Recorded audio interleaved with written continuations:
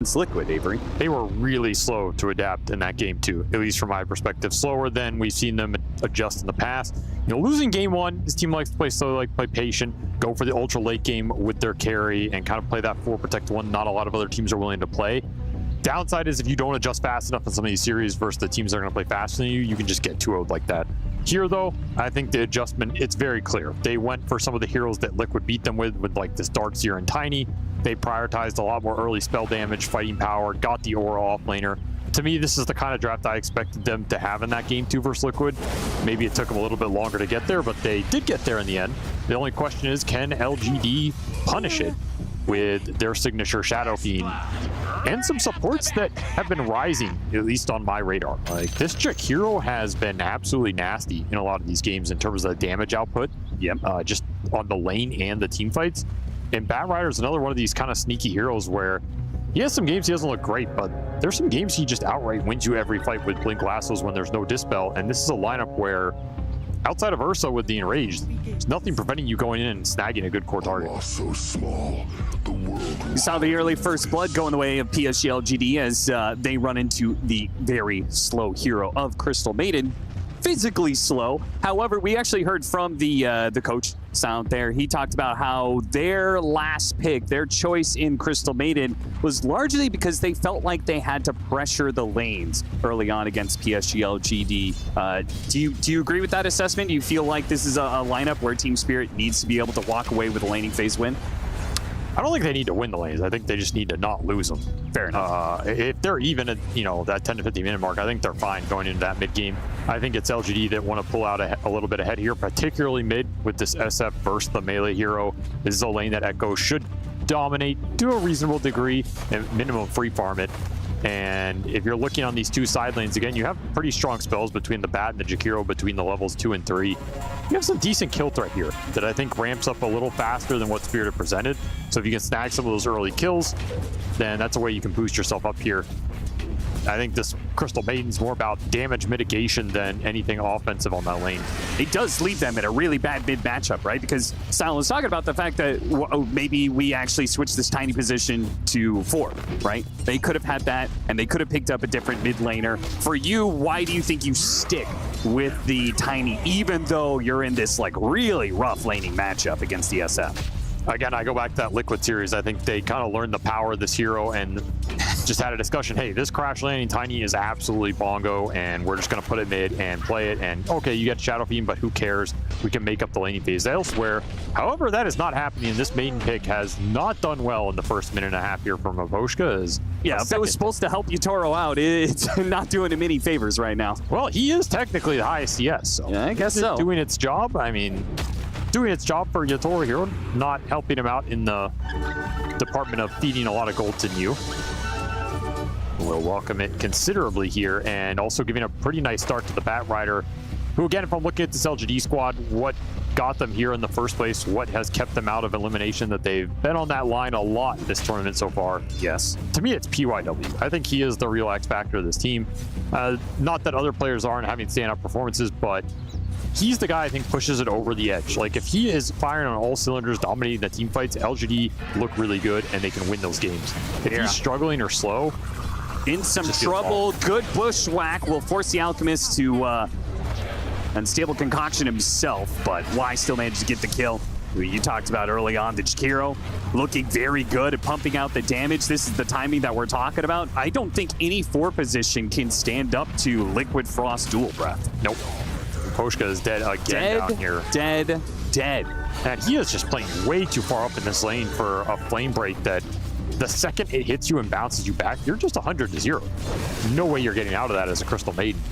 Some missteps on the spot of lane by Maposhka really costing Team Spirit a lot in this early game, as anytime you have a core ahead of your almost free farm Alchemist, you are very happy. In this case, LGD, very happy with what they're getting in that off lane. Echo winning mid as well here. LGD off to a hot start in 3 lanes, getting exactly what they want in this game. They have the highest net worth, top 3 net worth for all of the PSG LGD cores, so you may see the CS be a little bit mixed in there, but between the kills that they're getting out of these lanes, everybody is very happy. You have Grievel's Greed on one lane, Echo winning the CS mid, and then all the kills going to the bars. So yeah, all three of these LGD cores getting what they want right now is another kind of concerning start for Team Spirit. Just not doing well in a lot of these early games. This is a draft that can fight a lot better from behind in that early position compared to, you know, like the Magnus PA we saw yesterday. It's definitely the most out of sorts I've seen Team Spirit in a while. It's a bad time for a team that always steps up when the big tournaments are on the line. Going back to TI-10, did it again for Riyadh last year, as well as TI. Shiro, though, pulled back into his doom while PYW gets run down. Radon, a.k.a. Yatoro, finally giving a bit of help there for Maposhka. His Batrider has been a menace to this very slow Crystal Maiden, and Yatoro, his presence was needed to be able to dissuade that kill. And this tree bounce facet just does so much damage on these isolated heroes. Oh, yeah. Really adds up over the course of a lane. Paid off here for Mira. They get that huge kill in the Alk. Something they needed in this game, though. Is he dead again? Mira just turning around, trying to get the kill on Y because he knows he's not getting out of this unstable concoction. Almost got Chain Lightning there. No luck. And we'll feed the gold right back to Shiro, just as they start to build a little comeback lead. A pin and a flame break at the same time. Don't see that too often. The TP rotation coming in from Mira. Mira could hit a bushwhack, only lands it on one of them here. I split the damage. He can still chase and go for another round of Frostbite. I mean, they're stuck in this corner. Mira, he's going to cut around the side. Mew's going to pop out and try and pin the Hoodwink to spare PYW, but it's just not enough. Too many heroes get brought to this area. Nowhere really for them to run to against these slows and disables, so that is still going to be fine, I think, for LGD, as long as Mew doesn't also die. After all, it now means the Darkseer is no longer laning at all. He's going to be clearing through some of his hard camps, apparently. Oh, look for the 6-minute power rune. Bloody bounty! Might have even died on that rune. I was going to say, he's a little bit careful. Ooh, amp damage for a Tiny. Oh, very happy about that one. See what Team Spirit can do with this. You get a gank on this SF right now with this rune, it would be monstrous. You could just start beating into that tower. Your catapult's still alive here as well. This toss is going to do a lot of damage. Level 3 toss with the grow up. If he pops the amp damage, that's like a 500 damage nuke. Team Spirit stabilized Slaney phase. They did. Looking to get a run away with it. Your LGD, but they will not succeed to just snowball this game entirely. Early treads pickup for Yatoro has also made him a lot tankier in these fights. But done for here. Way too many slows kiting him out. Yeah. Sticky napalm, flame break, the liquid breath, as well as the dual breath. Not going to be a fun early game for Yatoro anytime he's stuck trying to fight these two supports. They just massacre his hero, kite him out super well. Kind of need those full 5-5s. You can get the Surge in there or some Dispels later for this bear to be happy. Of course, if you get some Aegises in this game, would go a long way as well. You have some big ults on the side of LGD that you're going to have to commit into this Ursa Warrior no matter what. Second Life would deal with a Requiem, deal with a Arena, and you have to watch the arenas this game because LGD have an insane amount to throw into them. Ult gets popped. Shiro, he will be healthy enough to walk away from that. Little goat there from Team Spirit. Not too much expended to go for it, but it's bottom lane that's really feeling the pressure. Maposhka easily gets dove down here. And the better this lane, I mean, the Ursa can go to that jungle, that Roshan attempt at some point in time, but I like that you pointed out the success of the Mars and the SF is what's going to determine a lot of this early game tempo, right? Mew is just having a great time, man. 4,000 net worth. He is second highest, only being beat out by an Alchemist. It's just a solid rotation from Echo. Didn't show there, trying to see if anybody else would come for the bait. They still have Arena for this fight. I mean, if Posha comes back in, would not be surprised to see LGD stay around here with some heroes and just try and dive in with the next wave, because yeah, might as well. What is going to stop you in an actual fight that breaks out when you have Requiem Arena right now? And Mira's just going to run into the high ground ward there. Spirit will definitely know about that ward now, that's for sure. This should be a tower unless you're willing to bring more. They're going to bring the Tiny down here now. Fourth hero committed for Team Spirit, a second TP. I mean, is this fair to say that Team Spirit is like pretty all in this situation? They lose this fight. This laning phase is going to be a disaster. Requiem pushes back some of these heroes that are chasing after Mew. Yutaro looks to finish the job, and he can't quite do it. Mew has another spear. Don't think Yutaro's going to be able to commit. I mean, he could try. They go for the toss, but a spear back. Mew was holding on to that one the entire time. What a the beast. immediate tips, you could see he knew that was coming a mile away and had the counter ready to go. Well played. I mean, Joey talked about the tiny crash landing counter. Yeah, I guess that is a counter for sure. Apparently it's spear him while he's in the air. Any sort of displacement will counter toss. So cool play. I mean, lore-wise, Miposhka should take the crash landing damage himself there. Think about it. All right, you're reaching on that one. Stacks galore as well. Yeah, what is our update on stacks? Because I know that Darkseer had a bit of stacking going on, the hard camp there. Obviously, we see PSG LGD have some healthy stacks going on in that triangle. And yeah, PSG LGD, they put way more effort into that. They won their off lane, which gave the 4 position a lot more room to be able to make that play. PYW balancing both winning the lane and getting that little nest egg built up. Probably going to give this Ancients to the Alk at some point, too. Go in there with the acid spray. Maybe you bring the Shadow Fiend too, but it's going to be a lot of XP for these cores. You're going to get this tower for free now. Echo has exerted a lot of pressure in this early game.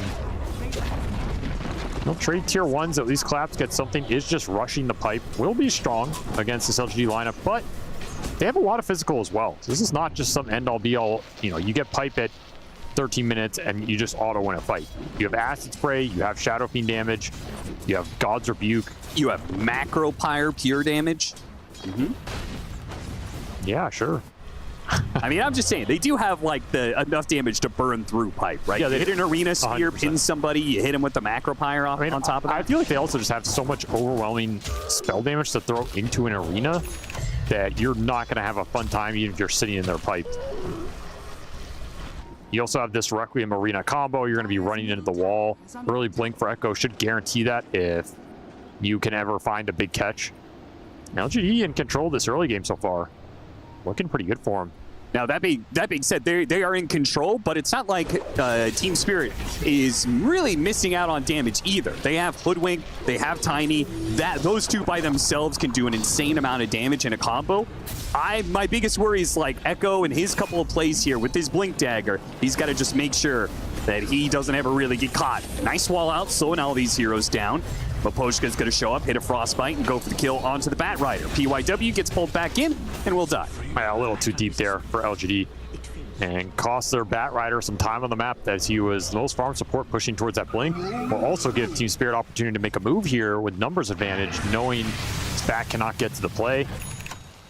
Trying to get this Shakiro, who's pushing out mid, but Y has already dual breathed it and will not get greedy. He doesn't stick around for the range creep. He'll wait on the high ground for the 12-minute rune. It's top. What surge is this? Definitely a nice rune here for the Tiny, who already has 2,000 HP, 12 minutes in the game. Very value. Amp damage and shield runes, man. This goes bonkers on these mid-Tinies. That's another reason I think this Tiny is just insane, because there's not a bad rune for this hero. Yeah. He uses every rune in this 6 to 14-minute period almost as good as any other mid hero. The amp damage is arguably insane compared to anybody else. The haste is ridiculous. The arcane rune is a farming tool plus a fighting tool. The shield rune, I mean, outside of It's Primal probably Beast, the it's most. the best. Yeah, I was about to say Primal Beast and Tiny are probably the most value heroes to use shield runes. Radiance is up, and Shiro tries to actually get a sneaky pick off, and he got him. Big pickup for Shiro there. Just a little bit of extra farm while he's getting away in the jungle. And he did that without a ward or anything. That's actually a Team Spirit ward that was sitting on. Yeah, that is just not a kill you were expecting to get there if you're Shiro, but one you will gladly take, as that was the completed pipe going out to the Darkseer there. Just slows down that fight that maybe Spirit we're going to look for with this pipe plus Blink Dagger on the Tiny sinking up there, as we see. That is your highest net worth core down the drain to a solo Alchemist. Not what you want to see, but 1320 Battle Fury for the Ursa, not too shabby considering Crystal Maiden had a very rough laning phase. Yotoro's still in a fine position here, and I mean, we should note, as good of an arena game this is for LGD, this is a very good Ursa game. This is a hero that outscales SF, ALK, and Mars to a pretty large degree in terms of the one-on-one matchups. Now, it doesn't mean Ursa is going to be able to get through all three of them if his team can't help, but there's not a lot that is dedicated to messing with the Ursa this game. Probably going to need some Yule Scepters, 4 staves on LGD. Just dispel him, kite him out. Make sure you can deal with everybody else in a fight first. There's that Arcane Rune for Laurel on top of the shield. Very strong right now if LGD get caught in the fight. Trying to get the toss back, and they got him with Bushwhack midair, but the Arena cuts down the tree, so he's fine. They get it back, trying to stop the Requiem, but Echo still gets it off. A Requiem that hits 4 inside the Arena. Big damage and eating buyback, though. They're actually going to try and win the second part of this fight with Yotaro coming back in. The stun onto the Alchemist, and Yotaro just needs one more hit. Laurel will lend the assist there with a toss up in the air. A slam down from Yotaro, now going for PYW as well. A double kill there. Laurel just blindly blinking in. He is seeing bloodlust right now. He's looking for more kills. In the end, though, Team Spirit off a buyback there, and a rego from Yotaro managed to clean up the fight. I mean, that is the power of Pipe. Like, you're able to get a 4-man arena, and it almost just doesn't matter as the initial Requiem gets delayed. Really hurt LGD in this fight. A nice vacuum from Collapse. We're going to see here, Echo, he's about to just ruin them all. The vacuum stalls it up a bit, which means by the time you get feared into this wall, it's gone. And I mean, obviously, the savior of this fight is the power runes on Laurel. You have an Arcane Rune plus Shield Rune Tiny. Oh, yeah. No way he lives through any of this without that, and no way he's getting as many spells off as he does without that. Power Rune controlled the Team Spirit just swung this game completely. And that is, I mean, that is the strength of Tiny. Like, this hero's just... he's absurd at this point in the game. It's very tough to get through him with the armor and 2000 HP. It just takes so much spell power. You find yourself overcommitting sometimes. Big team fight win for Spirit with that pipe timing. Now they can kind of cruise towards some more Ursa scale, and it's LGD on the back foot. You are not going to feel good going ultra late in this game as LGD versus this Ursa Warrior. I can guarantee you here. And only having a 2,000 net worth lead with an Alchemist lineup. PSG LGD were supposed to get the ball rolling, but now it's Team Spirit who are moving forward with full momentum. Get the pick off on Jakiro, and likely some more damage on that mid tower. It's almost done for, so wouldn't be surprised if they kind of stuck around as a team to see if they could finish it. Got to start trying to find some pickoffs of your own if you're LG with this Batrider Blink Dagger. Set the fights up in a way where you don't have to initially commit the arena. You can wait for Team Spirit to go in and clump a bit more. Still, feels like you might just need the Shadow Fiend BKB to really take a proper fight. He was pretty close to it. Echo still benefiting from that strong early game here. We'll close into it here in the next 2 minutes or so. You can also hit your ALK BKB if you want it, and it is done.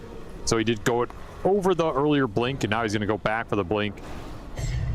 Very fast BKB timing here for the ALK. As long as you don't get, you know, obliterated by the Ursa, you're invincible in the fight. Yeah, and that is something that Team Spirit do not have any disables that go through BKB. The best they have is like surging the Ursa to, you know, keep up with the ALK when he's BKB'd and stuff. Yeah, it's Ursa Abyssal Blade later. Yeah. I mean, and that is the upside here, is this Basher Abyssal and the Ursa is going to be annoying for the ALK and the SF in the BKB durations. Another reason these matchups are kind of tough. Like this SF, he blink, BKB goes in the fight, tries to Requiem. If Yotaro just blinks on him and Abyssals him, that fight looks pretty kind of rough for LGD. Yeah. You don't have any saves, you don't have a way to bail him out. You can't lasso the Ursa if he's enraged. Pretty annoying. So until we get to that later timing, for now, PSG LGD, if they get their BKBs, the biggest thing they have to worry about is just initiation. Don't let Team Spirit get the jump on you first. Get these disables out here. But it's Team Spirit who have the Ursa, so of course they're going to go for that early Roshan.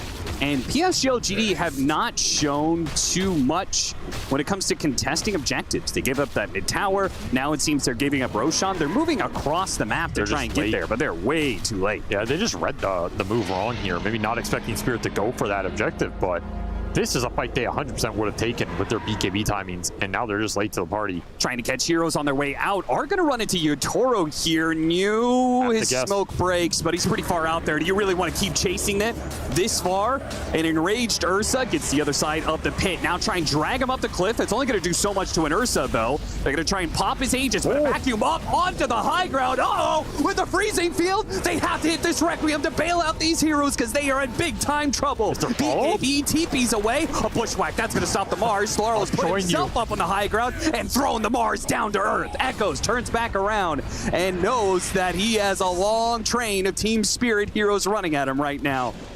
It's a good old-fashioned cliff party, and all of LGD were invited. Nabbed him. Good play by Mira. Gets the bushwhack, the extra kill on Y, perhaps, or not. They give up on it. Somehow, it's still kind of bad for Spirit. Despite getting 3 heroes trapped on the cliff. I mean, they gave the Aegis to the Tiny. Yeah, that was a big factor. I thought it was on Yotaro that entire time. Me too. I was just naturally back, like, oh, he's going to come back on a second life.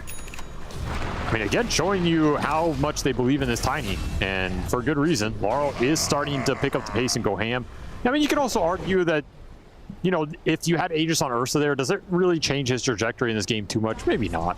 Maybe the fact Laurel can play aggressive during this time period and look for the plays while the Ursa's going to farm anyway is better. I kind of agree with that, actually. Maybe it hurt them in that specific instance, but I think overall it makes sense. And that was your double BKB pop for LG that just got turned against you from that beautiful vacuum from Collapse. It should push this Darkseer towards that Greaves. That's going to be a scary point for LGD, trying to break that double aura timing with heroes that can't ramp the damage at the same pace right now. Gets caught. What?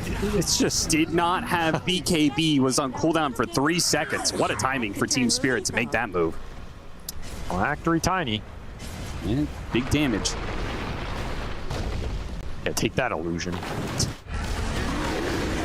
And Y gets caught trying to push out the top lane. Yotaro finds some extra bit of farm from that. That'll speed up his BKB just a bit. This mid game is not panning out for LG. Oh, Laurel! I mean, he's using the Aegis aggressively, that's for sure. Just diving into tier 2 like this. Now, he has pulled Mira into a fight that I don't think Mira wants any part of, and he'll dive for it. And they're going to burn out that first light. Now, in the second light, they're going to go for a BKB Requiem. Maposhka can do nothing to stop this one, and he is 100 to... What? Okay, Laurel is still going to be able to fight this out somehow. Laurel? What happened, Echo?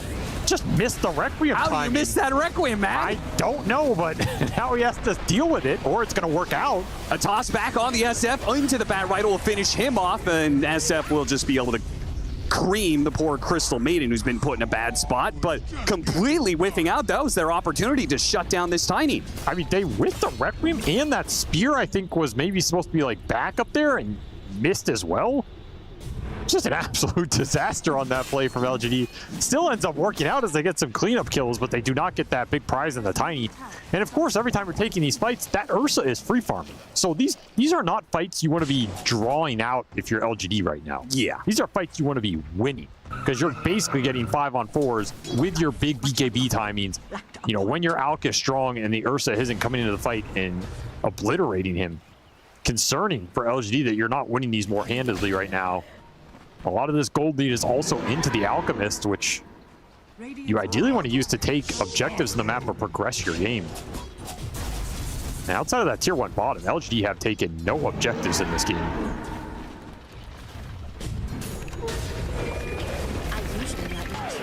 Miss Bushwhack. It's an opportunity. Maybe if you bring the Mars a little bit low, Yotaro's willing to make that jump, but Yotaro does have his BKB that was just flying out to him at that period of time, so maybe he didn't want to make that go. Pretty much everybody has the BKB who wants it in this game outside of the Tiny, but, you know, his is the least influential here.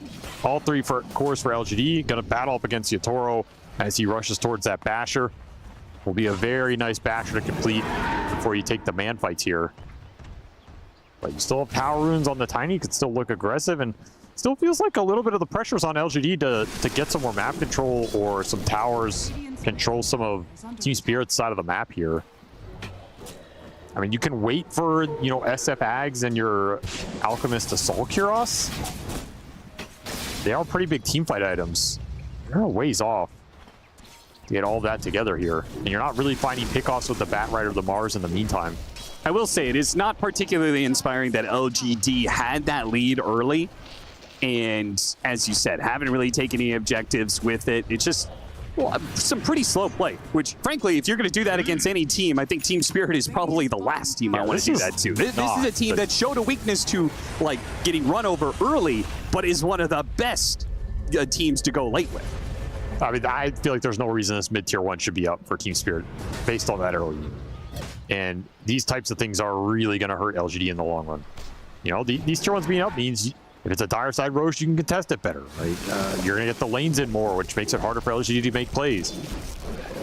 And these are objectives they could have just smoke wrapped on with that 3 or 4K net worth lead and probably won that fight. And you already have this Ags done on the SF. You'd already be making the next move here. Instead, you're just that little bit behind, and it's costing you time where the Ursa is catching up at a very rapid pace. And we were in that 90 minutes LGD game. They're no strangers to going late, but yes, that was also a game where maybe they look back on it and say we should have ended it 30 minutes sooner. That is definitely the case for that game. Yeah, they have a history of struggling with objectives at this tournament. That's how I'll put it. Which is probably one of the reasons why, like, skill-wise, they're a good team, but they have struggled in every single one of these groups. They're good enough to be, you know, beat some of the worst teams in their group, but, you know, they just get one placement above elimination. Still clinging on. And they will continue to try and farm up these 2 big cores. So that Ags on the SF is done. You had that AC on the Alk. Shiro's going to try and push towards his next item here in Nullifier.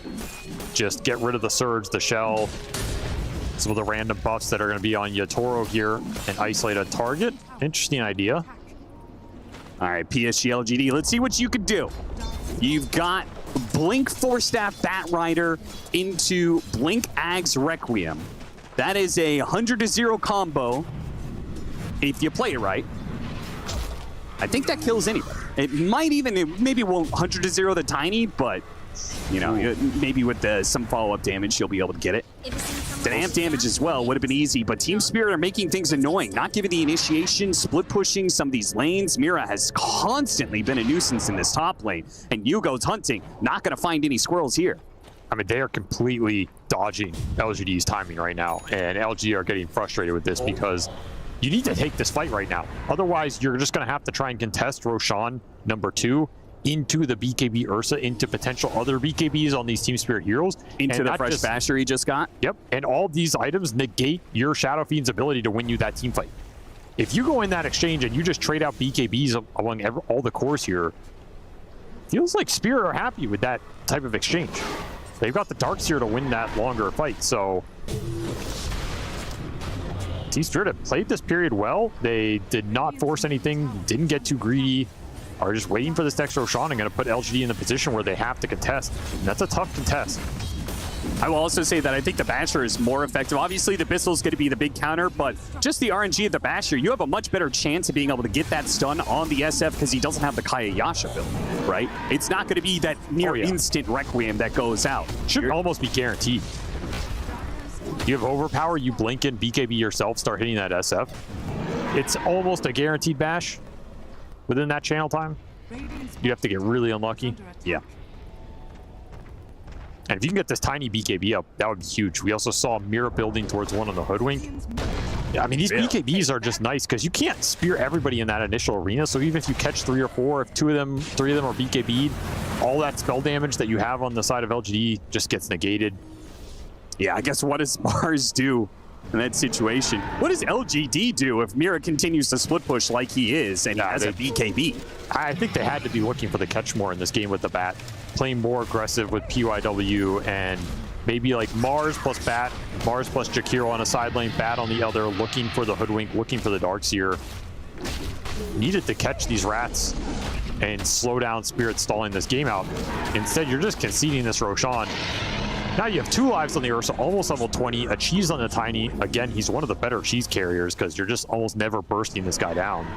Okay, so what does LGD see out of this situation? Like, what Like, we have our opinion on, like, what they should have been doing, but they clearly feel comfortable with the pace of the game, or I don't feel know like if they they can't do. take it right now. I don't know if they're comfortable in this game. Okay. I think they just haven't set the map up properly and had heroes in the right place looking for the right pickoffs. I think they definitely could have found a lot more windows here. Found a lot of the split pushers taking advantage of the time that Spirit were unwilling to take a 5-man fight. You gotta remember, like, that tier 1 mid was up till 25 minutes, right? They only just started taking down some of these towers. I think that could have happened right as that Alk got AC, for example, 3 or 4 minutes sooner. Eliminate some of this map play. Now you have this BKB done on the Tiny. Oh, you have a lot of things done. So BKB Tiny, BKB Hoodwink. You have a cheese on the Darkseer. So I feel like you're no longer, your Requiem isn't actually going to kill anybody. And the second you have this on the side of Spirit, they're instantly smoking, looking for a 5-man this is going to fight. be nasty. They smoke up. Laurel misses his initiation. A fast blink away from Shiro and a chance to Rico. They go for the Tiny here. They do manage to get off the Requiem. That kills him. Meanwhile, Yatoro can't quite finish off Echoes. The BKB helps protect him, gets a Force Staff over the way to the side, and the arena has helped protecting the rest. Yatoro can't go in. They're just going to clean up the rest of these Team Spirit heroes potentially, though the wall is a nuisance. They can't just push through that easily. We start backing away, 2 for 1 so far. And they just call it a split there. Team Spirit holding on to their cheese and Aegis. That initiation didn't quite go right for them. Those were extremely clutch blinks by LGD. The blink out on the initial Tiny toss, and then you got the blink on PYW that dodged the initial damage and also let him lasso the Tiny going back into the fight. Only reason that went as well as it did for LG, just very clutch. Nice pick here if Mira can do the damage, though. PYW's decently farmed. Isn't going to be just chumped by another support. They also got to isolate that Tiny before the Ursa got in there to disable that Requiem, so they got a full Ags Requiem both ways on that Tiny. No cheese for Laurel in that fight, just got bursted. Won't be able to do that next time. Yep. Next time you'll get Abyssal Bladed. If Yatoro's around. Yeah. If Yatoro's around. I mean, again, there is some potential that you can isolate a target here for LGD with a good lasso initiation, like drag him away from the team. Yep. Something you should probably be looking for here as this game progresses. Got to use the strength of the Batrider to enable the rest of your lineup. And there's just a lot of annoying disables that Yatoro's going to have to contend with. I don't think he wants to go in and immediately pop his BKB at the very start of the fight, but you know, if he doesn't, he might end up hopping into an ice path or a spear or, you know, all this, you know, flame break that bumps him back just out of position to deal with this SF. You gonna force this? They smoke up on the side here. They might see Yatoro coming, but what are they going to do about it? Innocence, he's spotted. Spear misses, but they do manage to get him a Force Staff to help. A tree toss? No. Yule's going to be able to dodge that one. Laurel immediately pops his BKB at the sign of an arena as LGD back away behind their tier 2. Don't want to commit into the double live of the bear. To get the BKB out of the Tiny and ult out of the Ursa, but not enough to push forward, and that'll be the BKB for Collapse. So Spirit continuing to stack the defensive capability here. I do like the itemization from LGD. I think we talked about, you know, ways to deal with this Ursa when your lineup doesn't have great disables. Yule Scepters are and Force Stabs are your best go-to. They have Yules and Force on the Batrider plus Ogre Seal Totem. They had a Yules done on the Jakiro as well. So you have 2 Yule Scepters, a Force Staff, and Yu is debating his own Yules, but is also thinking about Hex here. If you can get some Wind Wakers going, that's one way you can push into this late game and be pretty scary. Because Team Spirit do not deal well with the ability for LGD to survive and then turn Dispels around against them. Yep. And Shiro bought that early nullifier, so Spirit won't be able to kind of like do the same back to them. Just got to survive if you're LGD. Survive the initial go-round. Make sure that you can land your spells when you want to. That is something that the slower pace of PSG LGD did enable, right? We had the 2 supports, like we saw Y was farming up lane a lot. He got picked off a couple times for it, but he has walked away with so much gold as a result. You know, being able to have Yule's mech, this Batrider, Link Force Yules. That's what I'm saying. You're gonna have to deal with double Yules, double Force Staff between the supports here. There's a decent amount to get through. It might mean you just have to BKB instantly when you go in, if you're Yatoro here. And, you know, like we saw that blast fight, do you want to jump Jakiro BKB to kill Jakiro? and then take the fight. You know, there's a buyback. Maybe he gets an ice path off. I don't know if that sounds amazing. Maybe it's okay. It's definitely okay if you have Aegis. Maybe you can go the Octarine shard build on this Ursa as well. So you just have more Enrages to play around with if the fight goes longer. I think the route both these teams are going to have to think about is what happens in the extended fight, not just the burst anymore, because I think there's enough kiting from both teams to make sure that that happens. Lotus Orb and Lincoln's would be nice pickups here for Team Spirit as well to try and deal with the lasso. You know, I mean, I guess that is another route to victory here that they have grown accustomed to. Buy 10 Lincoln Spheres for Yatoro. And block every spell. The interaction between SF and Ursa continues to be of the utmost importance as a refresher for the Shadow Fiend. So we're going to see some Requiem, blink in, refresh, Requiem. There's going to be some nastiness. He's also level 21, so he's closing in on that 25 talent as well. Yeah, you really want to get this bear on top of the Fiend right now.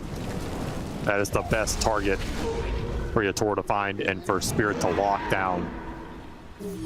But if LGD can find good lasso arena initiations and then just go in and get this quick double Requiem off, might clip the Ursa, might not stop him before the first one goes off.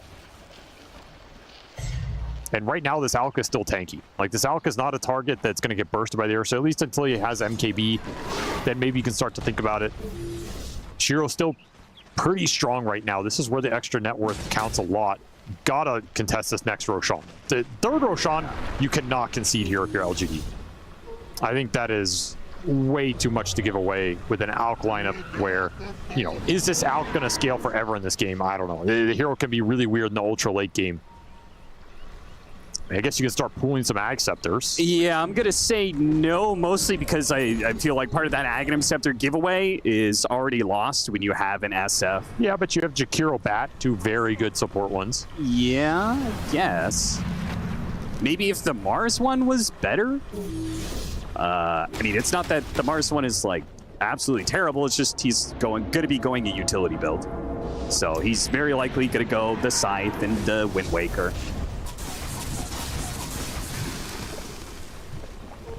Spirit Smoking not finding anything here. Very defensive position, as always, from PSG LGD. Kind of surprised they smoked bottom there, because I think you're kind of just thinking about this next Dire Roshan. Yeah. I almost rather just smoke top, even if you think it's less likely to catch, so you get better vision out for that Rosh. They end up clashing early here in the lane. Tried to get the initiation. New managed to shove off a little bit of that stun. Got off the BKB while Shiro goes in for the Crystal Maiden. Arena trying protecting. Yatoro is tearing through the Ursa already with that MKB. The BKB is only going to last so long, though, and Shiro is able to get back. Yatoro now with no BKB has to back away for fear of Echo's second Requiem. They're going to try and get this pick as the supports are going to linger a little bit. Yatoro, but yeah, there's Shiro going back in, and there's the second Requiem. Yatoro in trouble. Radon down, 90 seconds, and a pin on the Hoodwink as well. Mira, they're going to buy back on Maposhka here. They really think they can fight this one out. With Laurel, with no Yatoro, they're going to try. Echo's already a bit low, but he hits him a little bit back. Throwing some damage, waiting for the next round of spells to finish up this SF. A spin? No! The buyback from Maposhka comes into play. Got into the fight in time to hit the Frostbite, denying the SF TP away. Good attempt there from Collapse with the vacuum to look for more. But in the end, Team Spirit will continue to protect this Roshan pit away from the forces of LGD. And if you had the Mars Hex at the start of that fight, you got it delivered, I think, halfway through. That would have opened up a lot more there. You would have been able to save some of those big spells, but still a solid re-engage from LGD on the second Requiem, second BKB to take down the Ursa. Kind of exactly what you're looking for. Not a big fan of Yatoro committing on the Alk there, because I think that's the one target you don't want to, like, enrage BKB commit on before you had that MKB. Well, he had it for that? Yeah, he had it for that. He was just tanky enough to deal with it? Okay, I mean, yeah. Shiro just a monster right now. I mean, he had the same read you did, which was, I can't kill him until I have MKB. Well, he had MKB, and apparently it wasn't enough. Yeah, it did not look like it, I'll be honest. He was not killing him too fast. Yeah. And then at that point, you're just stuck in the middle of nowhere. Now LGD get a chance to Collapse contest. running into the three-man of LGD, who smoke back to the pit area. Larl's going to get a really good combo. Oh, the the cheese is cheese. still up. Uh-oh, this is a little nasty with a vacuum on 2. Y's getting beaten down by the Tiny right now. New and with the Shiro are punch. half HP with their BKBs lingering. This is troublesome. Shiro's going to get caught in the mix of this. New is also being run down by Maposhka. A shot from the Hoodwink slows down the Alchemist. See if they can catch up to him. They've got him. Larl can get the toss back. May not even need it here. Just a straight up and down is all that's needed to finish off this Alchemist. Don't need Yatoro in this one. I mean, that is a game-winning play right there. Laurel bails out the Darkseer, gave him the cheese, insta-pop, instant turn. LGD just crumble. And you had Yatoro TP bottom and go through the gate, so he was ready to join that fight anyway. Now you have an Ag Scepter on this bear, 2 lives, a cheese you can give to one of your other cores. He is fully powered up. I mean, LGD frankly, I just missed their window. I think PSG LGD just inherently, why are you taking a fight without the SF? I mean, you could see the window there. Like the Ursa's dead. I don't think that go is bad. You just can't. You don't have anything to cover without the Requiems. It's a very risky play, but it is extremely high reward. And there's an argument where if you don't contest that Roshan as LGD, can you win this game? Which I feel like maybe you can't. Collapse doing a good job getting up the surge before that lasso. Gave him a bit of movement speed to get away from the Requiem, so Echoes doesn't even bother. And Team Spirit aim to take the first barracks here. 30 seconds left on the Shiro death timer. Yeah, 40 seconds on the next lasso, so not having it here. Now, oh, they're actually going to go for it. A pin on 2 with the Requiem on top. What a combo from PSG LGD. A Wombo combo that has already taken out the Tiny. And now Yatoro's in trouble again. Behind the tier 3s, underneath the tier 4s. Yules after Yule, pin after pin. They don't need another round of Requiem. And maybe they do for the second life, actually. Still has BKB. Is Echo's going to get here for it? Can he get the timing this time around? He does not.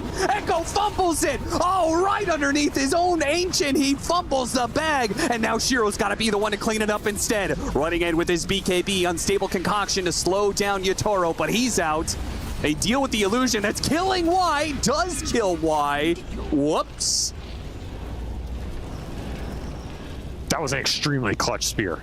Absolutely no way around it. New found the exact line to spear 2 cores onto the old shrine. I don't even know what they're called anymore. I think they're just... Yeah, just the buildings, the effigy buildings. Yeah, which we will not click on here. But he finds the 2-man spear. Absolutely beautiful. Then you can use Arena to zone the rest of this fight. I think he was aiming for the racks, to be honest. I think so too, but God, it ended up being so good. Exactly what you want. And the downside here is you were saying that Echo, he fumbles his second Requiem, but Yatoro held on to his BKB. And I'm pretty sure you can guarantee BKB out of that Aegis spawn. I thought it was just enraged, but yeah, I guess you're right. If he doesn't have BKB there, he for sure gets popped. Able to get it off. And still, I think LGD, I mean, they're not ecstatic about their position, but they will take that fight. They got through an Aegis. They only lost a Rax for it. And, I mean, they took a fight in a way that looks promising for them going forward. Like, you can get more of that going. You're going to be happy. Still, next set of items are coming out for Spirit here, and that is a Lincoln's for the Tiny, a Lotus Orb for the Darkseer, and a Lincoln's for the Hoodwink. So double Lincoln's and Lotus Orb. They're stacking the defensive capabilities against the Lasso, against the Hex. 25s are also coming in, so we have the Earthshock charges for the Ursa, so he's going to be extremely mobile. Alchemist with the extra movement speed, more mobility there as well. PYW picked off by a big smoke move from Team Spirit. Level 25 now for Echoes. So he also has the Kaya Yasha, and now he also has Feast of Souls grants 30% attack speed, so it's an instant Requiem. Yep. No real chance to counter it anymore. You can get the second one, but that first is going to be deadly. Deals a lot of damage.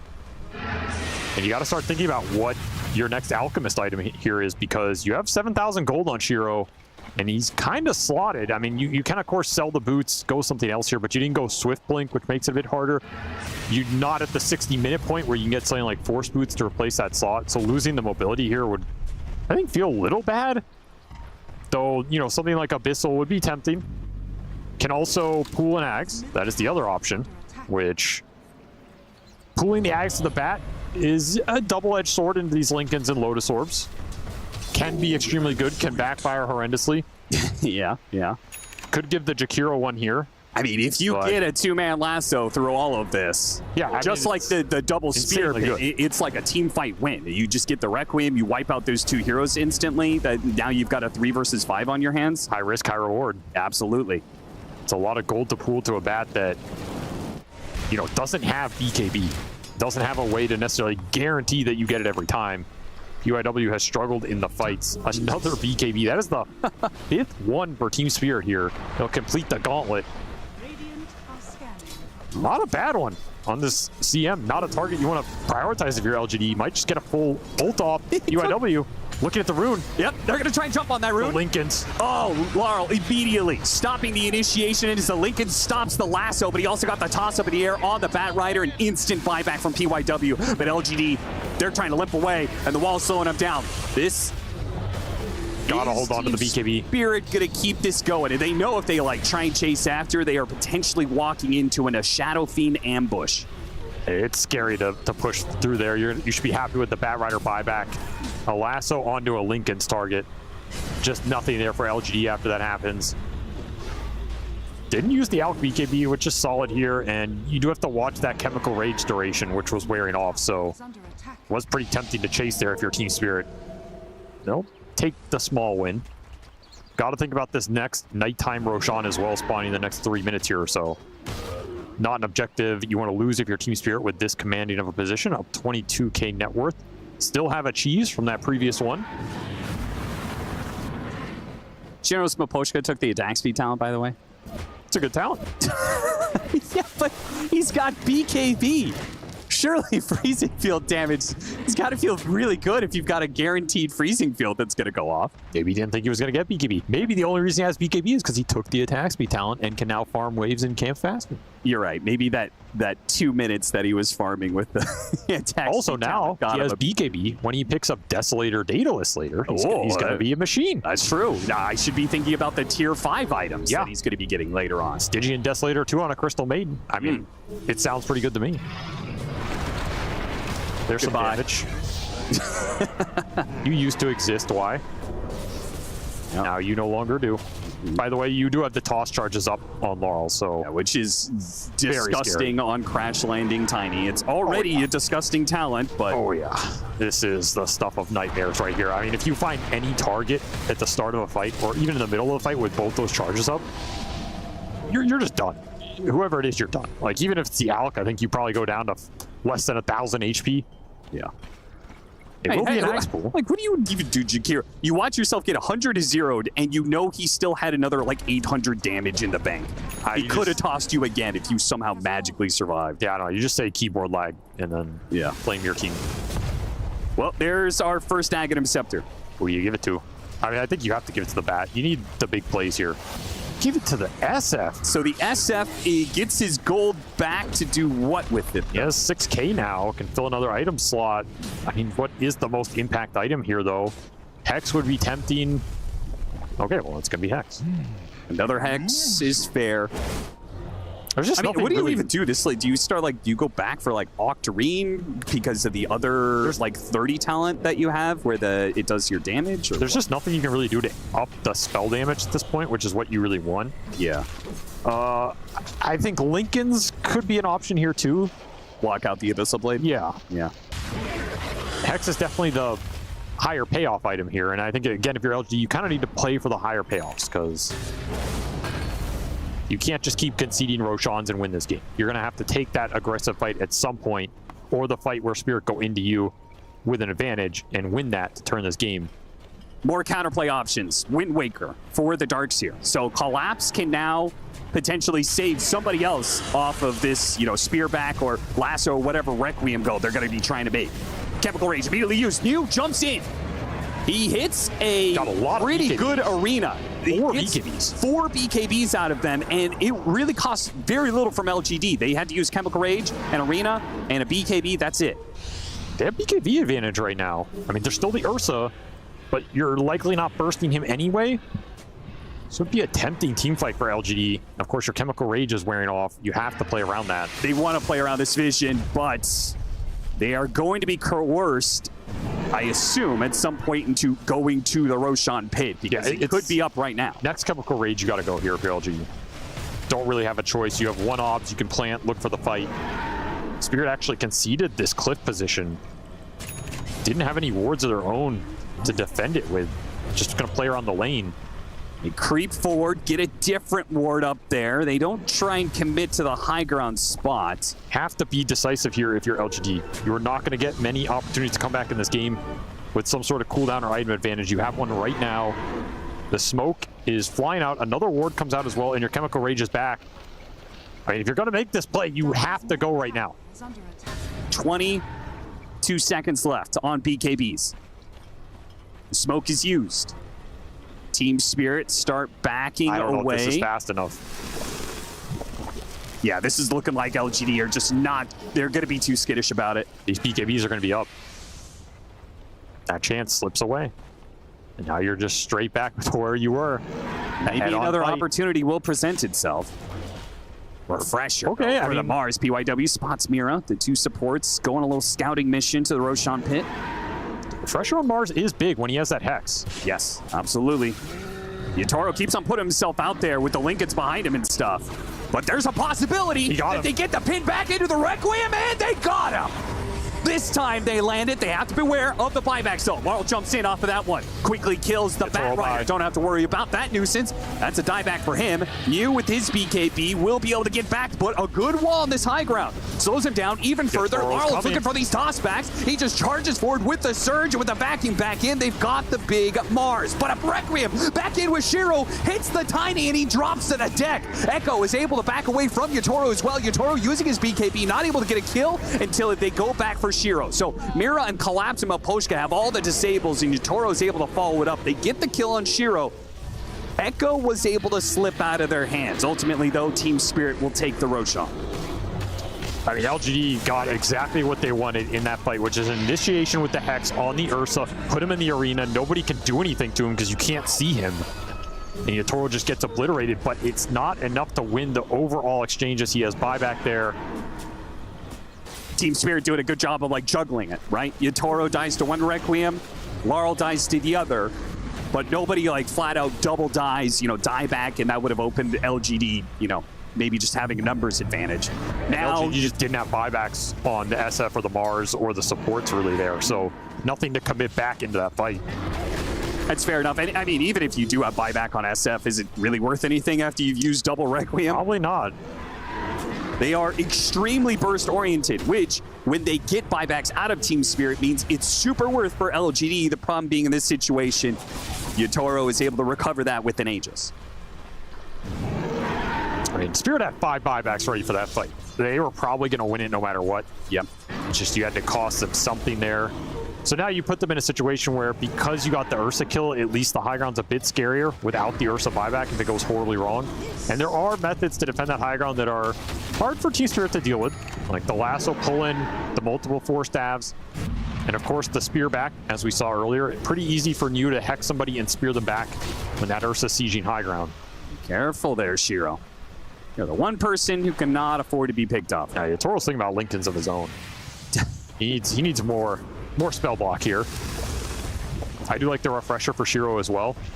Does have that level 25 talent for the extra move speed off the Chemical Rage, so can replace the boot slot and get 2 Chemical Rages, 2 BKBs.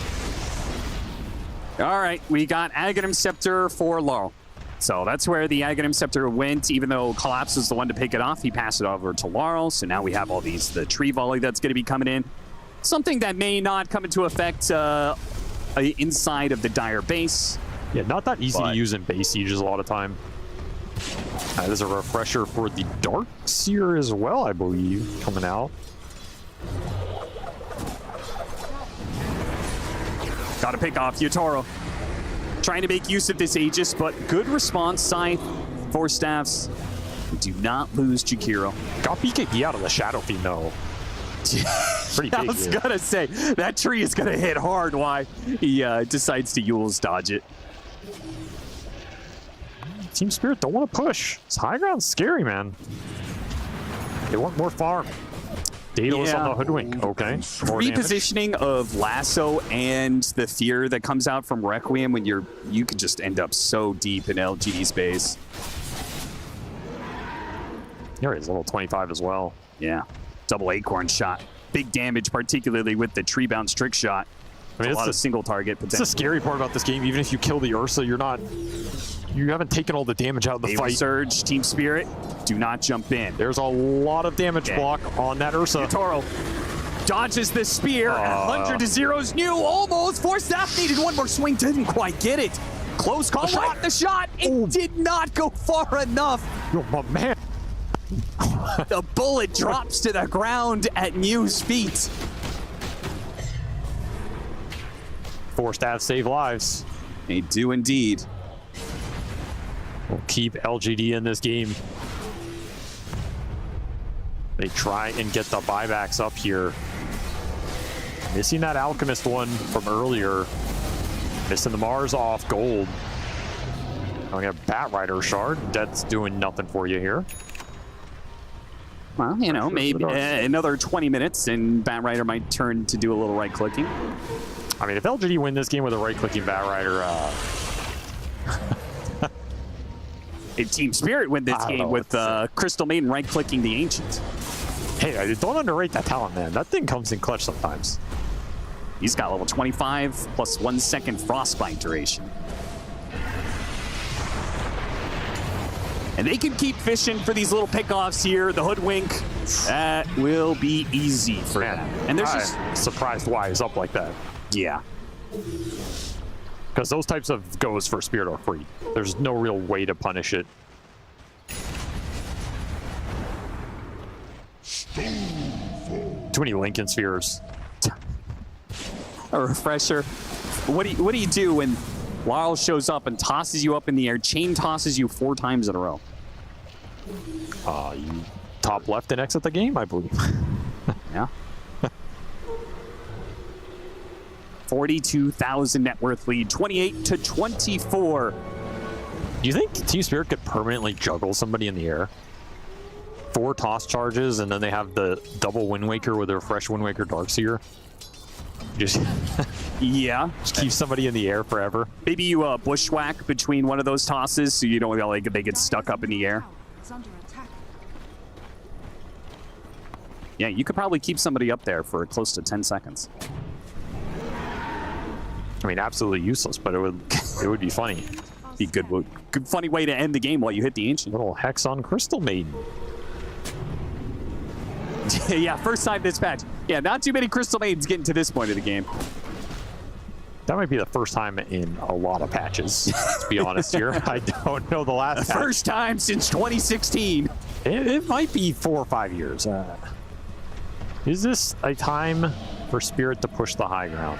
You have I feel like you have free garbage time right now where it's like 2 minutes until Roshan, so you could go do something. If you die or lose the fight or whatever, it's like it's not like LGD are gonna pop out and take Roshan from you. Yeah, I mean you need this Darkseer Ags. And pickoffs like this continue to be free.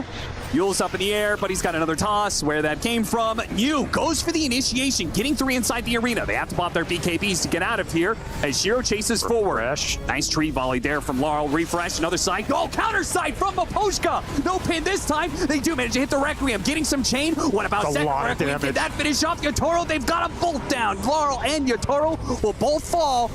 Collapsing around with the refresher. They're going to buy back off of this one and try and fight for it. With Laurel, they have it, maybe, but they won't have Yotaro. LGD still kind of scrambling here. Laurel up on the high ground, looking for his chance to initiate. Tree volley, throws 1 tree. That's it. Mira somehow still alive, but New hops in to finish him off. A toss up in the air, push these gears together, and they finish off Shiro while Mapochka hits the freezing field with no BKBs. They can't stand up to it. That is a death on the Alchemist. That one is going to hurt. And with the buyback on the SF, but no Requiems behind it, maybe Team Spirit don't need Yotaro to hit the high ground. Everybody but the Bear getting the job done here for Team Spirit.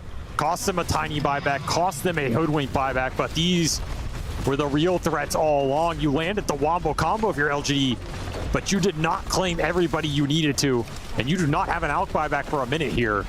Your base is going to be gone. Oh yeah, don't forget, you know, Tiny hits buildings pretty damn good. Oh yeah, that Crystal Maiden Hex came in clutch. What a timing there from Maposhka. All thanks to that attack speed talent. Overwhelming spell damage and control from Team Spirit here as the net worth rises. Why trying to stop the Megas? He's just trying to delay. They do have a Requiem, one ready to go, but they don't have the refresher up. Buyback on Alk in 20 seconds here. Does have the gold for it.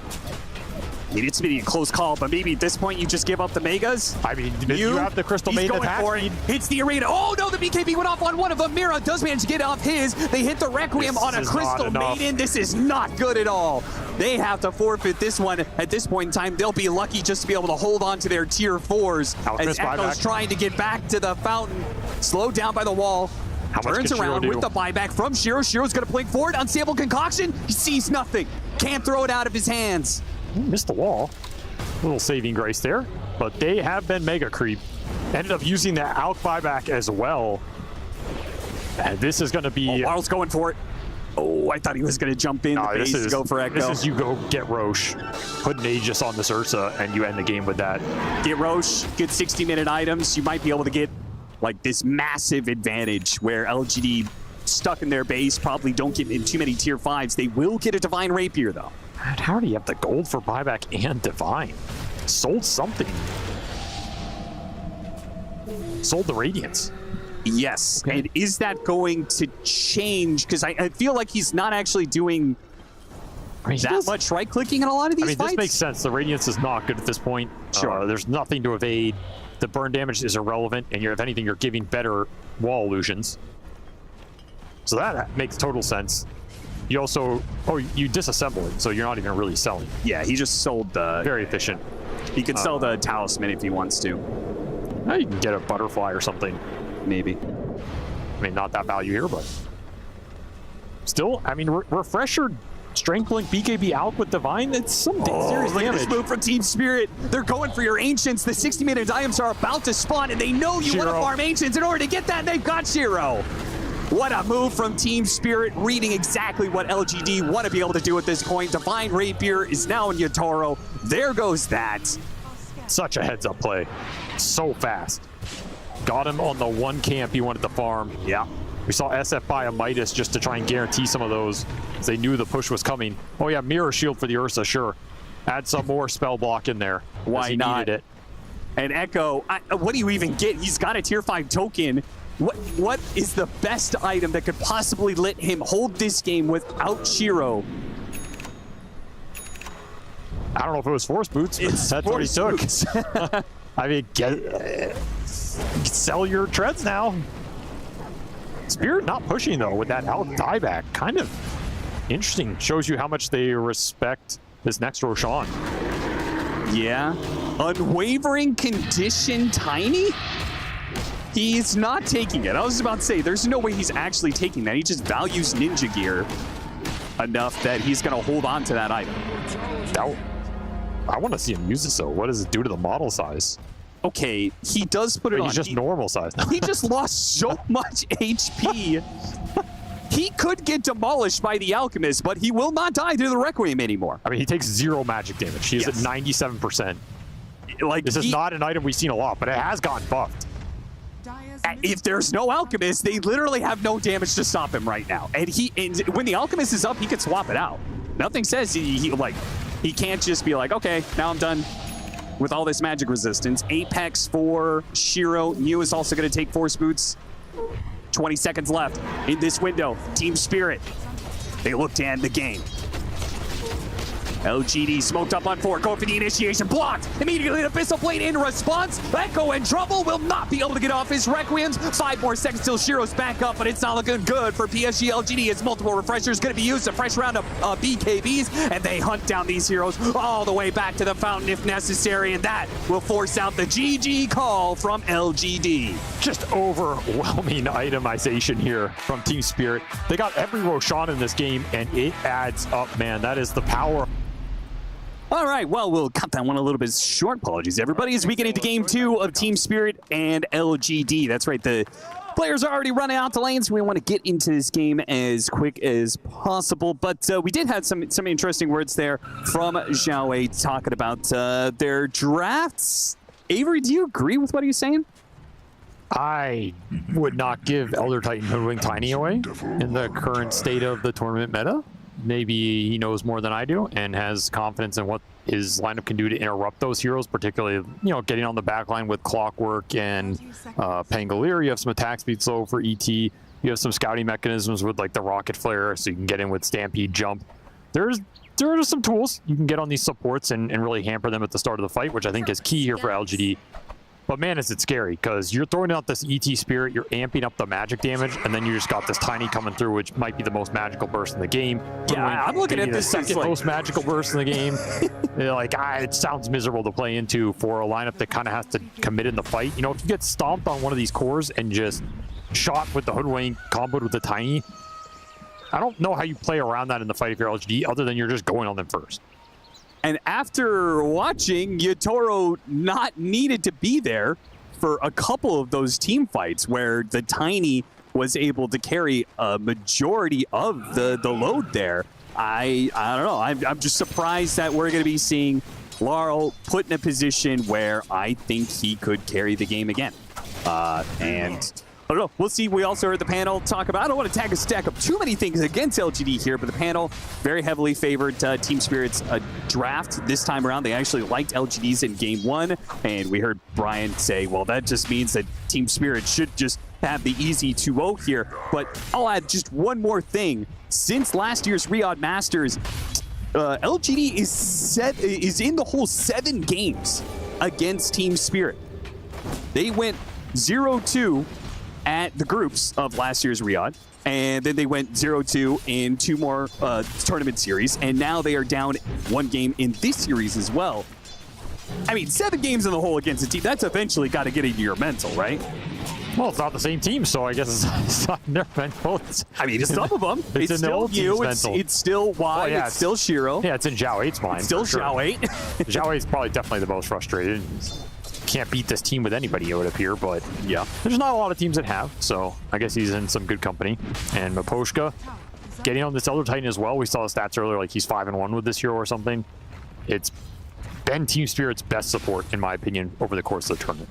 I think Maposhka shined with it, but it really helps Laurel and Collapse play the team fights and not be as dependent on Yatoro, because, yeah, a lot of the carry heroes in the current meta are a little underwhelming, particularly these Agi carries. Like, you can play them, but they're not the end-all be-all anymore. It's not like you're going to get 5 slots and it's terrible and the game ends.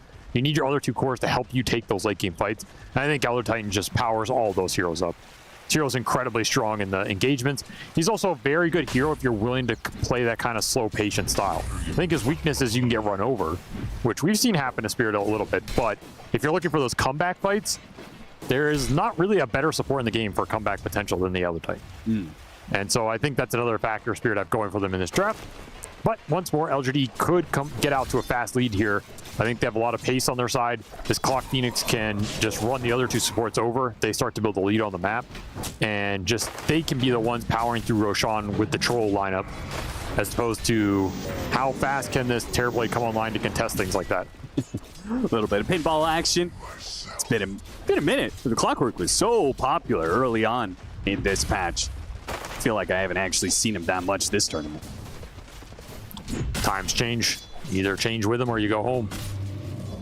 Dota waits for no man. It's true. See exactly how much PYW is able to get done here, both in lane to be able to help out you, because see the pressure that has been put on him. He is constantly being assaulted by this Elder Titan. He's trying to pull out waves and stuff. We just keep on going back to this double melee offlane situation where you do all these pulls and stuff. Why are teams just gunning for this now, it seems like? Why are we just giving up on actually contesting the offlane in a normal way? I thought the offlane was stronger than the safe lane. You know, these Mars Hoodwink combinations. Like, I thought you were supposed to actually be putting pressure on the carry. Why have we just given up on that? I mean, almost all the offlaners that are early picked are these melee offlaners that are aura buyers or big team fighters. So that locks in one melee hero. Yeah. And the other one on your 4, I think the pool for right now, there's outside of like Rubik Hoodwink, doesn't seem like a lot of the 4s are too favorable. The Dark Willow fell off a bit. The Grimstroke's kind of gone. So you can definitely play those range 4s and create a stronger situation, but there are some melee 4s that are super valuable in the right game. Things like the Spear Breaker, the Tiny that you're flexing. Nice bushwhack. Even Morphling, I feel like, fits in that category of like useless blob on lane, but big payoff later. So you're just trying to maximize the in-game potential from this lineup, from these heroes, because you're willing to give up a little bit more if you hit that aura window, and then you can really take the fights with your auras. That's what's more important right now than, you know, dominating this lane as hard as possible. Otherwise, we just see everybody playing, you know, Viper Razor for the 100th time. Well, that's free Falcons Grand Final if I've ever heard it. Yeah, we'll see that tomorrow, I'm sure. Shiro has an opportunity for first blood here, and it'll be Y who snags the last hit over PYW, who also gets the kill on Maposhka. It looks like Y is trying to get the kill on Collapse as well. LGD coming out swinging here in the lanes, it seems, at the same time. Both lanes getting a kill. Good start for them, especially since Shiro is already doing so well in CS. Yeah, I expect LGD to win the laning phase here again. I think Spirit this has been their weakest point of the entire tournament, the first 10 minutes. So they do not have that going for them. And I think the lanes are inherently a bit weaker, particularly both side lanes here. Troll Phoenix is a very strong lane, as why we'll feed it back off the ward. So we'll try and probably deward it when he comes back. But he's level 4, gave up a pretty big kill to the Hoodwink.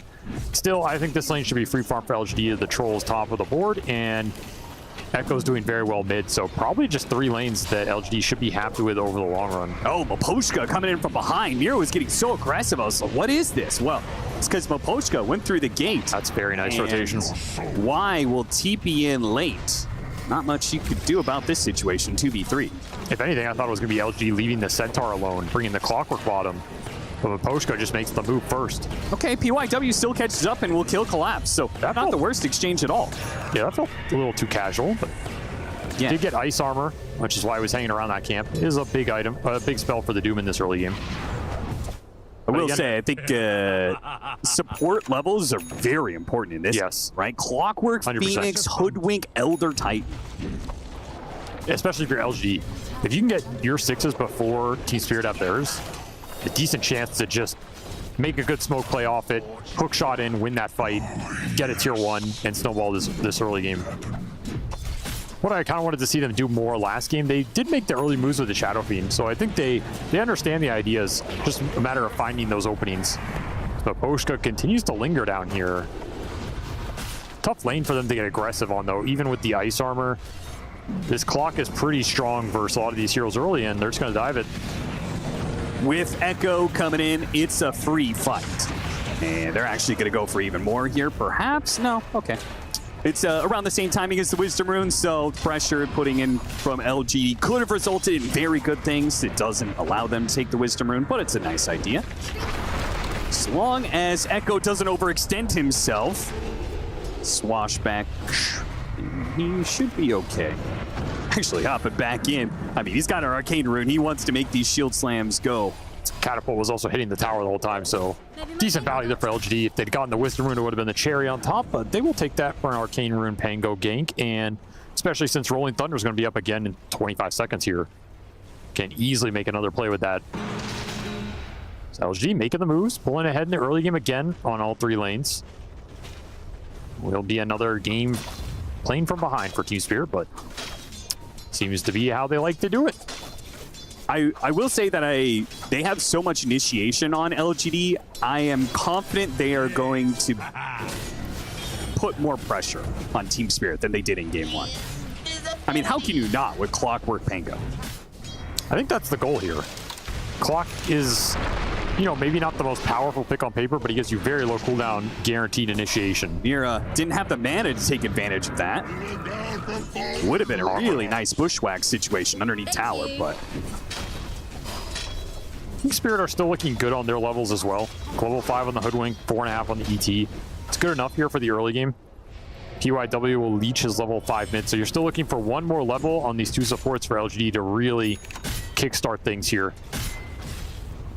Would love to gank this Terrorblade once or twice.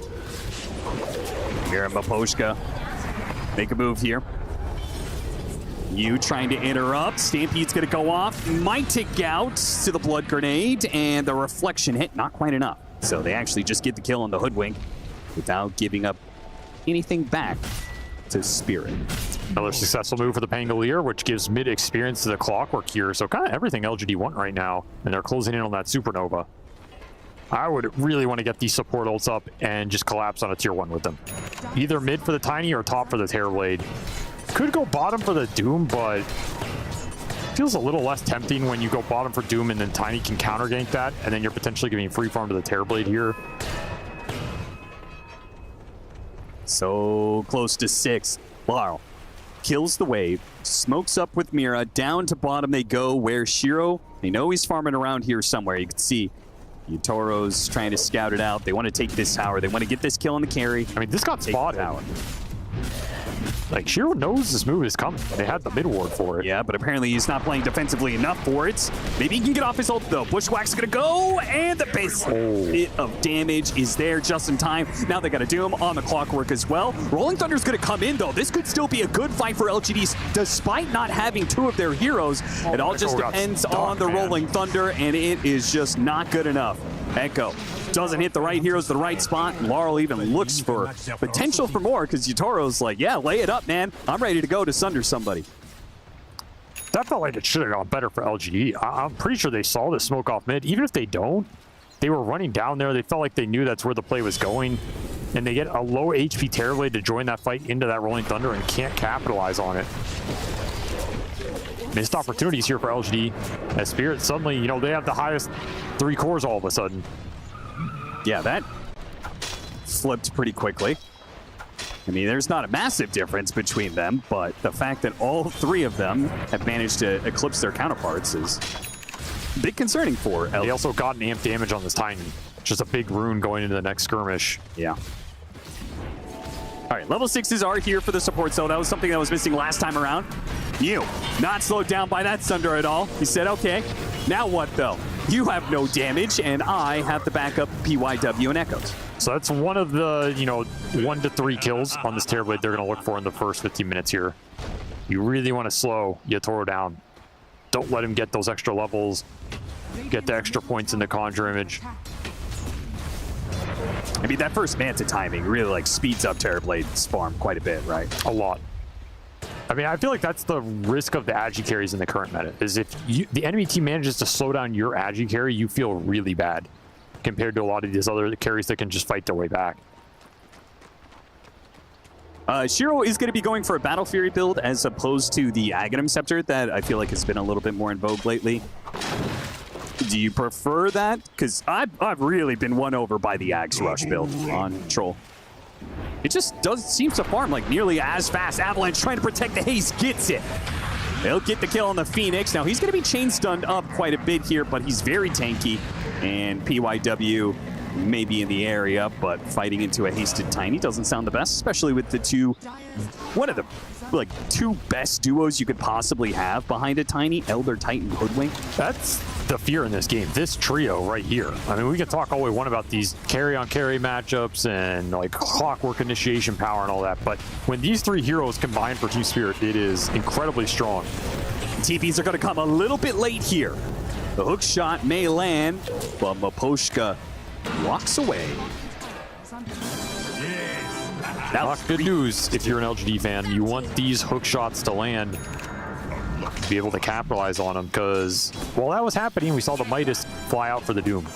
So Collapse is scaling. He is farming and has no interest in joining these early fights. He's just going to let the Blink Dagger Tiny run around with the 2 supports and pick people off. And if that type of game starts to flow like that for Team Spirit, they're going to be super happy. They're going to have a Doom with Midas farming, they're going to have a Terrorblade farming, and then this 3-man squad is going to be maybe killing a core hero every 1 or 2 minutes. That's the dream.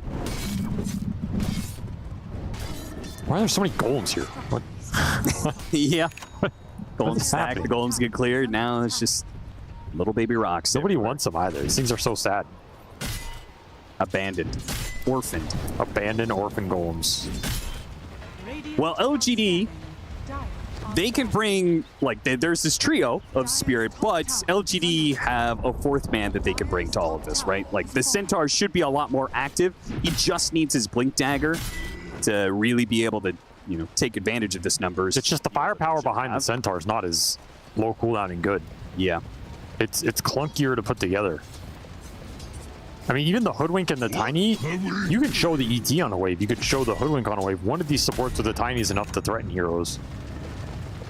Smoke will not land for Spirit, however. LGD dodged it out successfully, and will complete that Blink Dagger on the Centaur. So probably going to look for a fight with this. Ideally, you want this tier 1 mid. Again, I don't think you want these towers Blink Dagger Tiny. Oh, why hit by the stomp? He wasn't going to pop the Supernova right in front of them. Now they have to use the Stampede for fear of the Doom. Maybe Mew popping it a bit too early there, but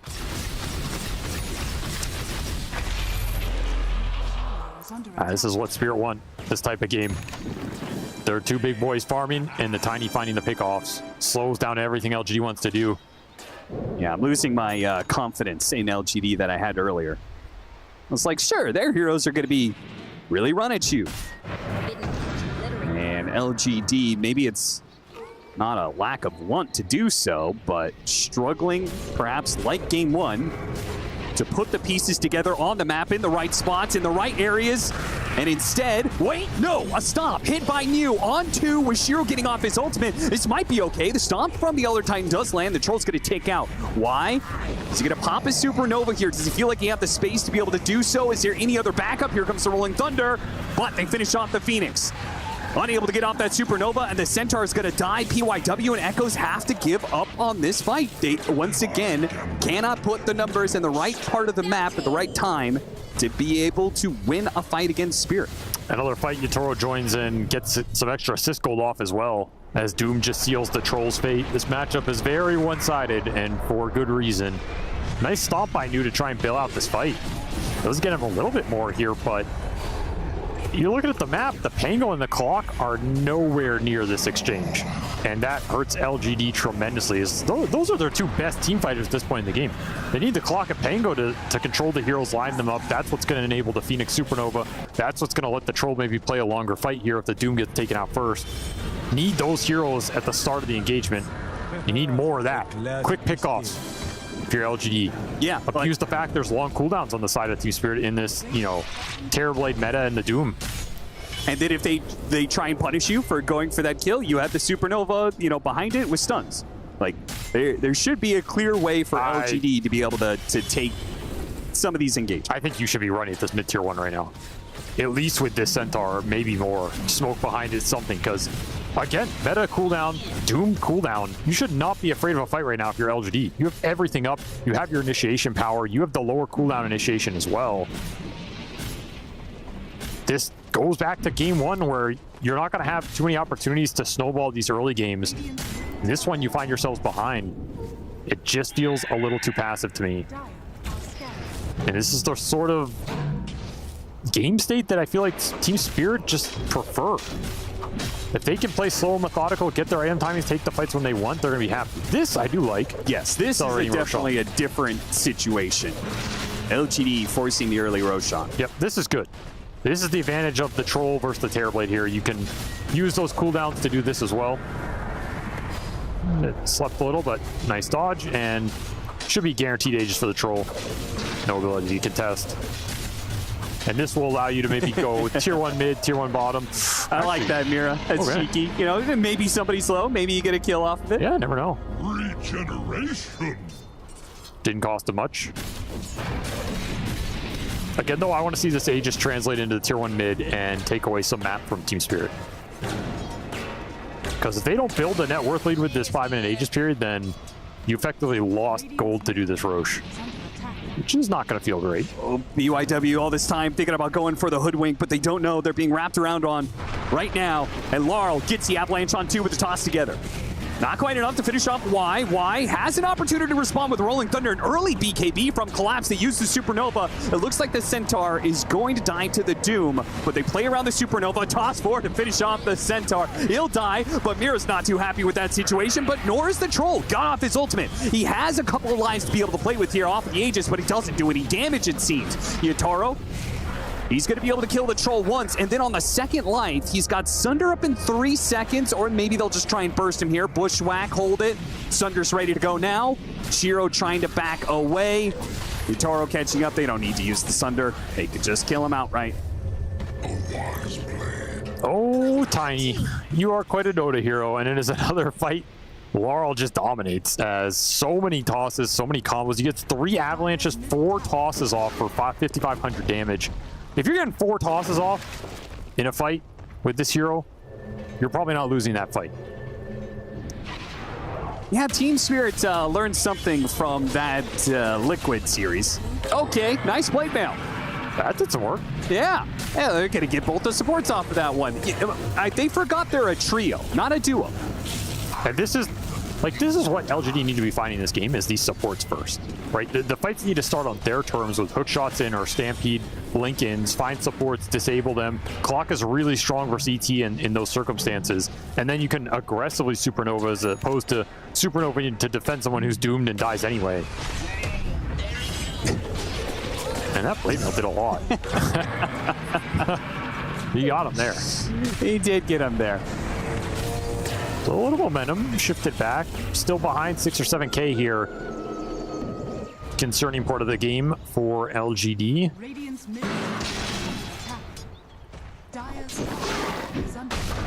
And man, Laurel is gigantic. Arcane Rune to back all this up. It's going to have a very fast Conda here.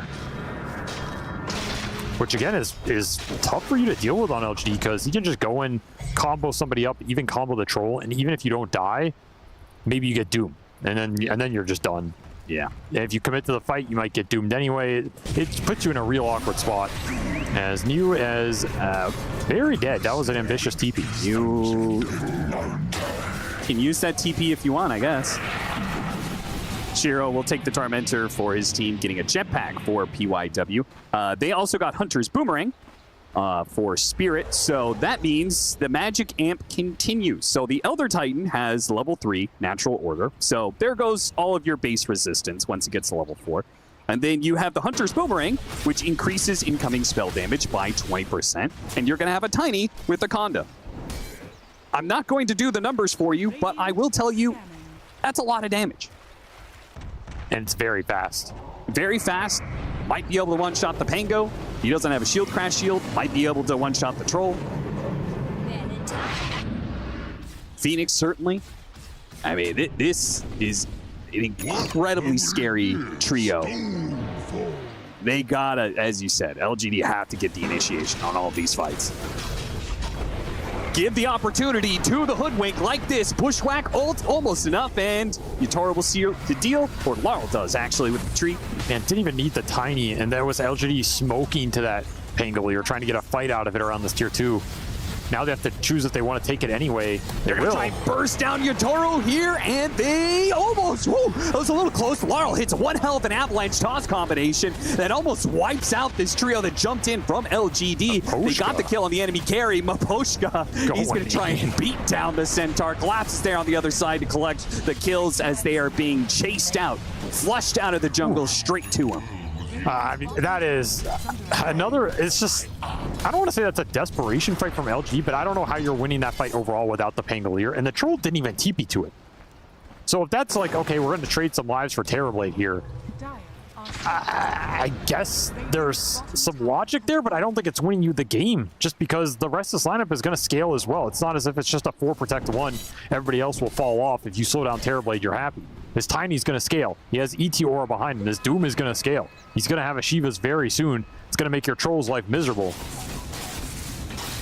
At this point, Avery, any team that gets eliminated or loses a series off to multiple Tiny appearances on the enemy team, I just got to question what's going on.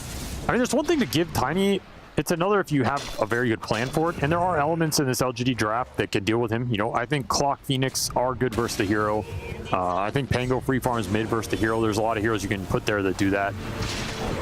You have some damage and spells you can throw into him, but what is the counterplay in the fight? That is the part I've yet to see him figure out. Yeah. Good catch on Amira. This is a good setup. Team Spirits hovering around. Look for Laurel. Where he goes, Spirit goes, and he goes in. It's the Avalanche. Good force stab. Helps get Echo get away. Okay, they got both supports. They got the other Titan, so both supports are now dead. This was the win condition that you said for LGD. They pop the Stampede. Do not try and chase after Spirit, though. They just content themselves with the 2 kills. That is what you're looking for. Find the supports, get a hook shot on one, finish off the other, and that fight's completely free. We saw how fast Spirit just bailed out of there. That's not an engagement they want to take without the backup. Eternal Shroud on New does make him a lot tankier versus this Tiny on the front line. Yeah, he's getting thick. Amp Damage Rune will also help push through that. It's all just time for Yatoro to scale up here, look towards that second Roche that he's going to contest. Got to keep this Phoenix alive in the fight. Like, he's your best tool against the Tiny. He's your best tool at throwing down the attack speed slows on all these heroes and creating some zone control that you can reset under.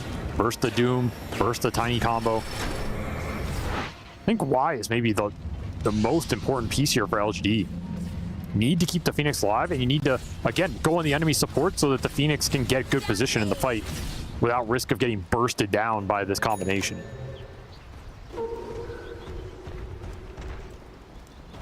Spirit will smoke up, looked across the map. They're heading towards the triangle, looking for the troll. They're going to run into the 3-man smoke. Smoke breaks, awkward position, but they got the Phoenix first. If they can kill him, they do. No way. And they now have the Doom on the Centaur, which they give him 4 staff, but no Stampede. It was on cooldown anyway. Collapse, commits for the kill, trying to do enough that the Doom will take him out. Looks like it will, just by the last couple of ticks. Even if not that, there's the Acorn. Now jump back in from Laurel, hits another Avalanche. Toss combination beautiful. with a Bushwhack on top. It's just beautiful team play from Spirit. I mean, Laurel's just dissected this game. 8-0 and 8. Amp Damage Rune, you can't even see it on the model. Just shreds him up. And now Yatoro's like, okay, time to push. Thanks for setting up the plate, my friend. I will collect the entire buffet. Thank you.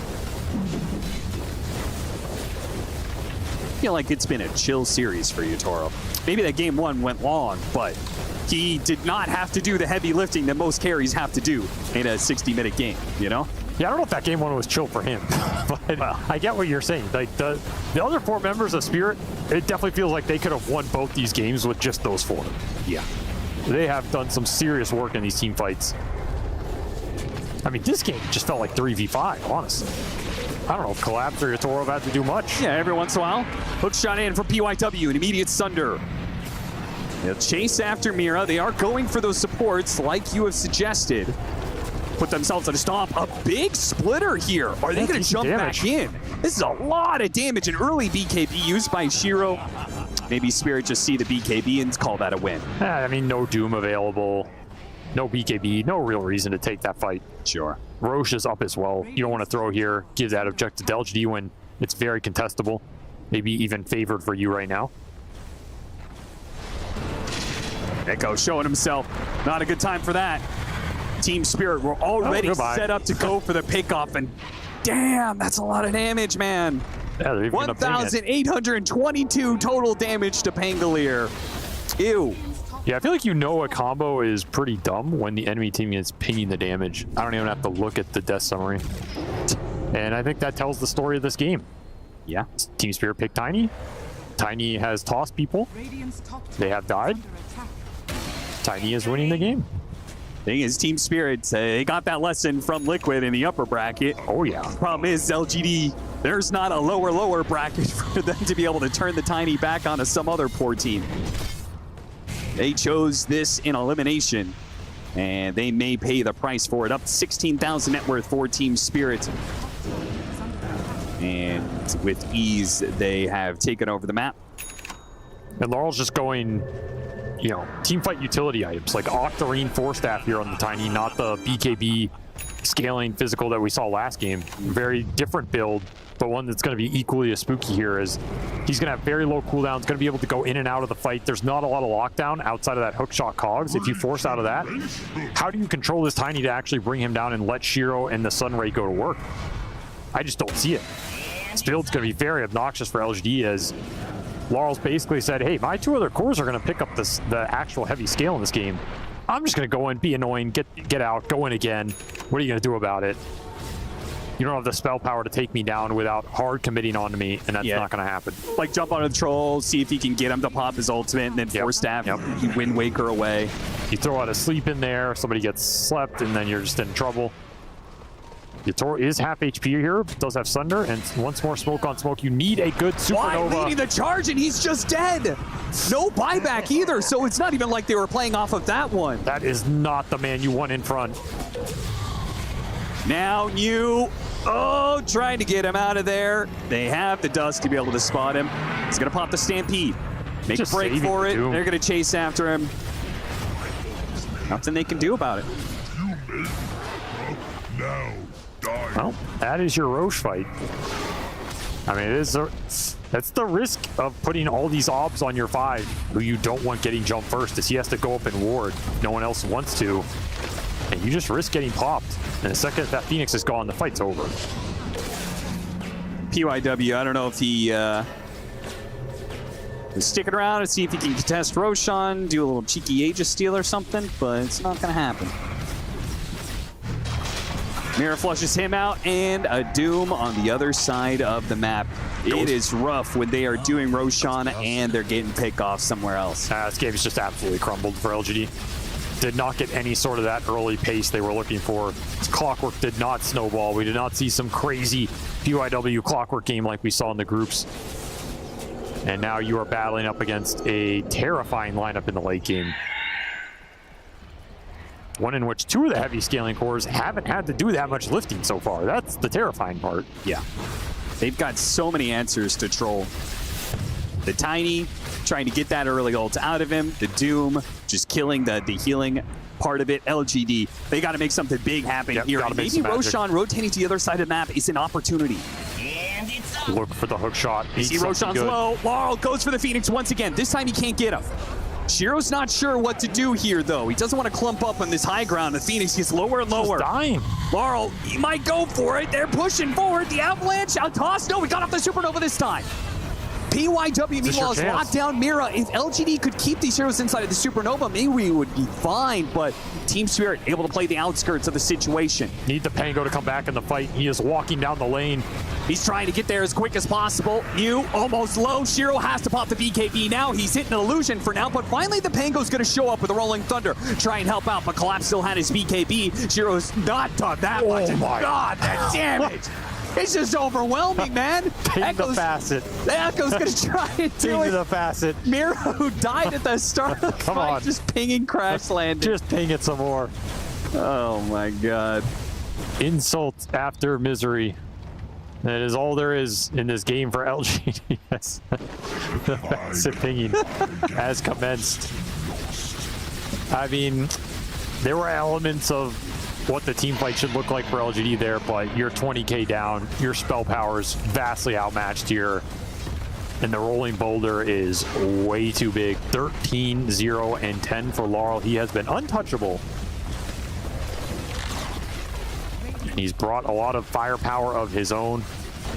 LGD have escaped elimination many a times this tournament so far, but they have perhaps met their match here.